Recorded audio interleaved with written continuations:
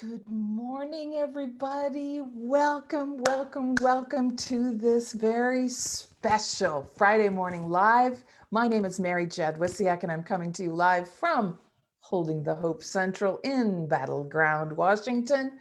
And today is March 26th, and it is my sobriety birthday. So there you go. Happy birthday to me. Lots of hard work, um, and I'm proud of myself. So that's enough of that. I want to talk to you today about ethical relationships with coworkers. Now, you might want to be wondering, where do you get these topics that you're talking about? Well, I am each week for the last, I don't know how many weeks, I've been talking to you about one of the modules of the CARES Toolkit. And if you want to know what the CARES Toolkit is, it is a series of modules. I think there's 12 of them. And each module contains a video training and a whole bunch of resources, links that you can go to find more information about that particular topic. The topics are, it's called the CARES Toolkit, Essential Skills for Peer Supporters, because the topics are all designed to help you be successful as a peer support specialist. We designed it to be on demand because my friend Stephanie Lane and I were thinking that this would be perfect for rural people living and working in a rural area that didn't have access to live trainings. And now we got COVID and nobody has access to live trainings. So I just want to let you all know that the CARES Toolkit is available for you as a peer supporter. And remember, it's carestoolkit.com if you want more details on it. So what are we talking about today? We're talking about ethical relationships at work.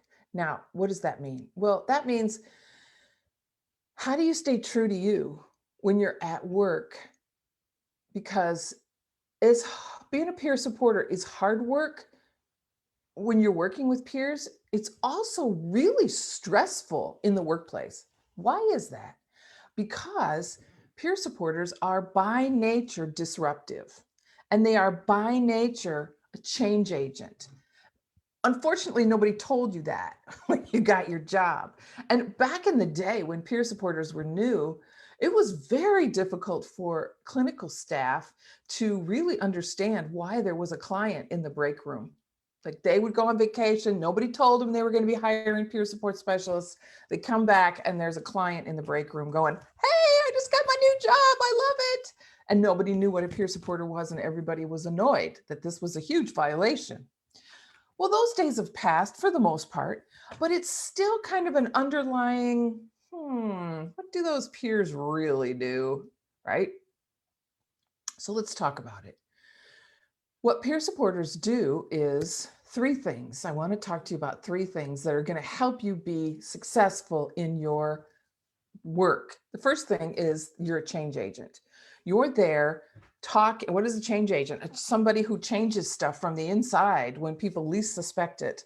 So you're there, you walk in, you show up, you are a walking, living, breathing testimony to recovery. You are there to tell people that they can get well, and you are there to tell the staff that their clients can get well. And that's something that they may not believe. And so we get to be who we are we're going to be creating disruptions in people's thinkings just by walking in the front door and punching in. People are going to be saying, what? Yeah. So know that and understand that it's not about you. It's more about them, because you're kind of an affront to their preconceived notions that people with mental illness will never get well, and that they desperately need their help to even have a decent life. So, we do know that clinical services work really well, and so does peer support. But you need to remember that peer support is a non-clinical service. So that means that you don't talk like a clinician. You don't start saying words like decompensation and suicide ideation and all this other stuff. We are peers, and we walk in our peer stuff, and we talk like a peer, and we dress like a peer. When we step away from that, who we are, is when we lose our power. We, as a peer support, it just makes sense that we would align ourselves with who we've always perceived to be the powerful people in a relationship. And when you're in a Medicaid mental health service, the powerful person in the relationship is just inherently the person who's providing you with services, the person who is your payee, maybe even, right? The agency that manages your healthcare, that manages your housing, that manages your money. Those people have power. So when you start to work for them, you're going to want to be like them. And I would caution you not to. I would caution you to stay you, which is my next C, which is courage. Have courage and be courageously yourself, because the power of peer support is in you being you, and you demonstrating the power of lived experience and the reality of recovery. That's what you do. And you have to be the courageous one to show up every day and just be you. And who you are might be different than what other people expect or what other people want. And that doesn't matter. It doesn't matter. What other people think of you is none of your business. You need to do you to the best of your ability. And that takes courage. And so that's the second C. I want you to understand that when you are coming into relationship with your coworkers, you have to be courageously authentic. Otherwise, they are just going to eat you alive. They're going to be diagnosing you. They're going to be evaluating you. They're going to be assessing you, all in their minds, right? And you just have to know that it doesn't matter, because what you bring is so powerful. What you bring, they can't. You bring the lived experience. What you bring is the truth with the capital T, right? And that brings me to my next C, the third C, which is confidence. You need to have confidence in the power of peer support and know that it is enough. Not only is it enough, it is more than enough. It is you don't ever need to apologize for being a peer supporter, because what you bring to the team is something that no one else can bring. What you bring to the team is a level of uh, intimacy with the client that nobody else on that team can establish. You have a rapport with them. You have a relationship with them that is different than anybody else's. You have insights that other people don't have. You have information. You have an understanding of what the people that you serve. You understand what they feel and what they think and how they are going to respond to what the clinical people are doing, right? Because you have been there. And so you can provide that alternative interpretation to both sides. And you can be the disruptor in the team meeting. And I don't mean throwing chairs and swearing. I mean just simply bringing a different perspective to the team meeting, bringing the client's perspective to the table, bringing the client's voice, the client's needs to the table. And I use the word client because all of you everywhere, wherever you are living, you understand that word.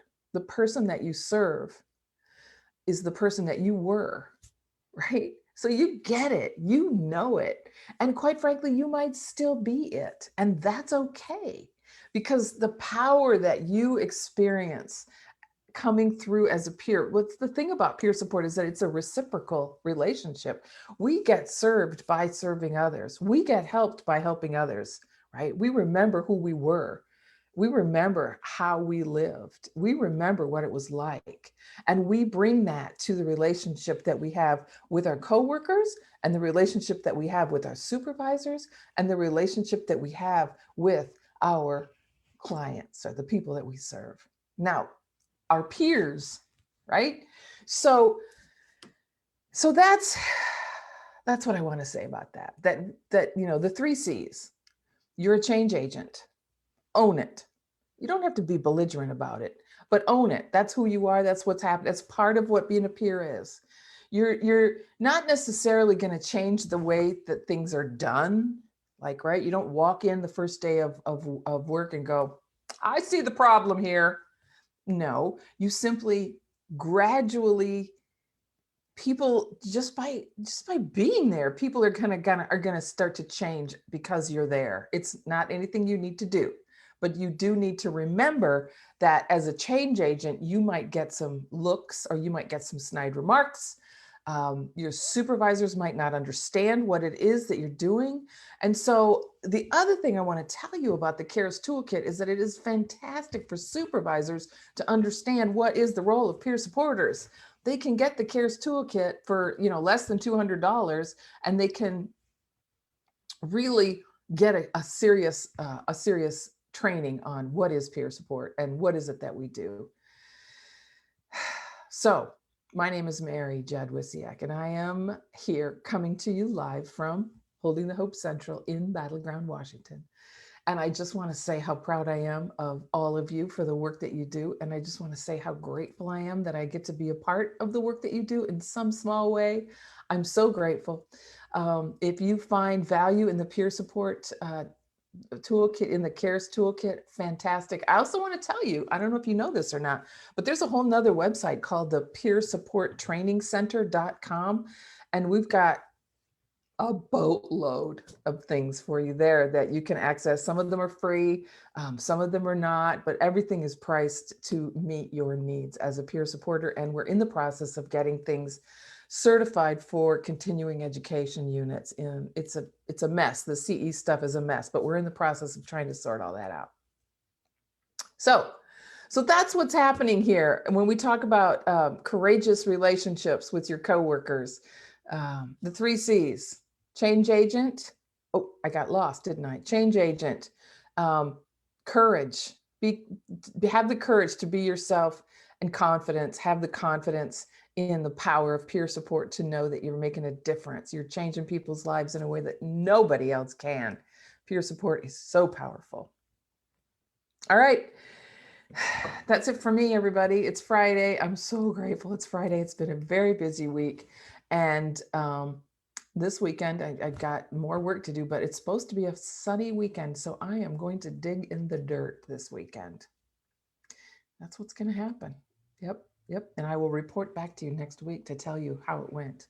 But I think that some weeds are going to meet their demise this weekend. All right. You know what to do, everybody, right? Stay hopeful.